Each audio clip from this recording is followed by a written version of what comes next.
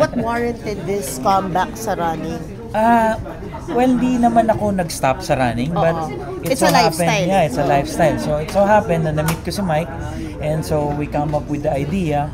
Since nag-Ironman kasi ako so I know that he's sponsoring sporting events. Sabi ko, bro, baka pwede ka mag-sponsor. Doon nag-start lahat. Alam mo, usually, no, nung parang early recollection ko pa yung how this transformed your life and your health, di ba? Tapos you were conducting races. Now, nagugulat ka ba? Napakadaming casual runner, lalo na sa celebrities. Dami. Well, isa sa mga nauna pa nga rin sa akin, sila Kuya Kim, na hanggang ngayon, very active pa rin, di ba? So, uso.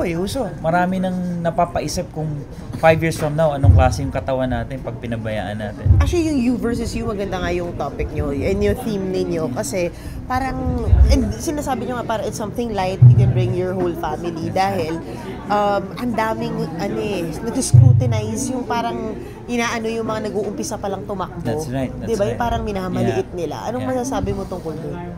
Well, number one, kaya you versus you siya, bukod sa motivation yung event itself, hindi namin ginawa siya na company run or a brand. Kasi nowadays, pag nakita mo, maraming branding. Yung mga fun run ngayon, puro brand, puro company. So kami, hindi namin ginawa yun. Para mas maging open siya sa lahat.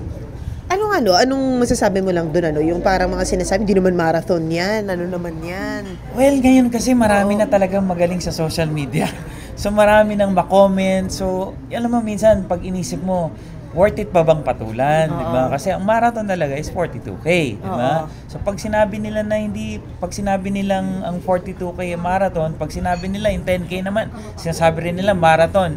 So minsan kasi pwede namang palagpasin mo na lang, huwag mo nang patulan. Minsan nakakomentan pa ikaw nakakaintindi ka, pero yung iba hindi. So might as well kesa i-discourage mo o laitin natin, di ba?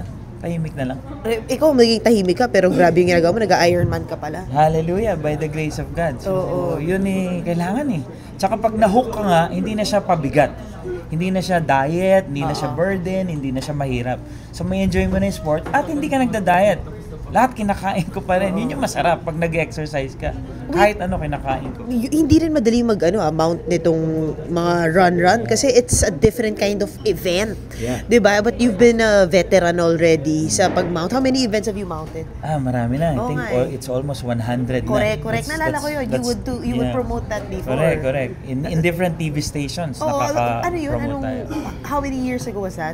Nag-start nga ako 2009. So subdivision yon 200 participants correct. lang hanggang sa biggest was Francis M. Tribute to Francis Magalona. Which was, when was that again? I think 2016 yun. 2016 pa. And then, yun na nga, you took a hold dahil nag-politics, tama ba? Nag-politics and then, yun na nga, medyo na ako sa pressure Kasi mahirap talaga mag-organize ng event na ganito.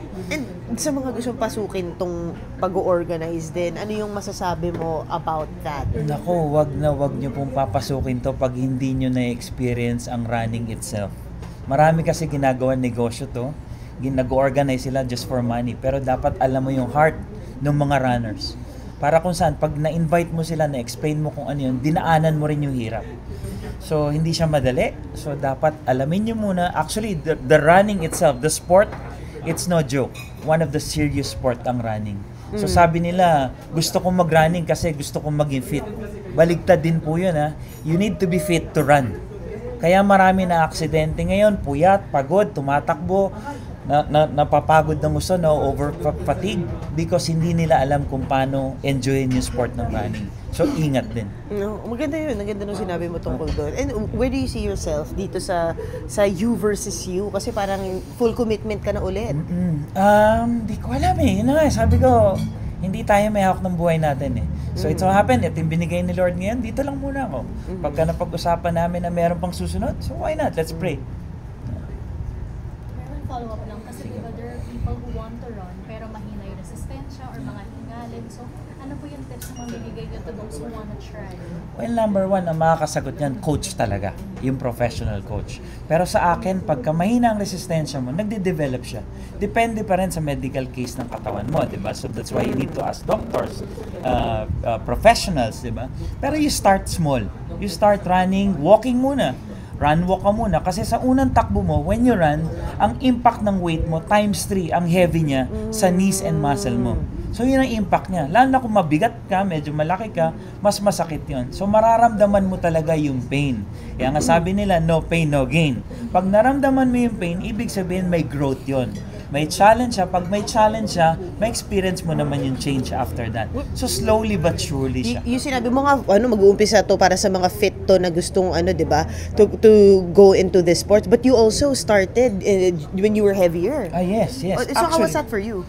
Well, nag-start ako, talagang binawasan ko yung kain ko, yung puyat ko, nung nag-start ako and most especially, hindi mo pwedeng pagsabayin yung bisyo.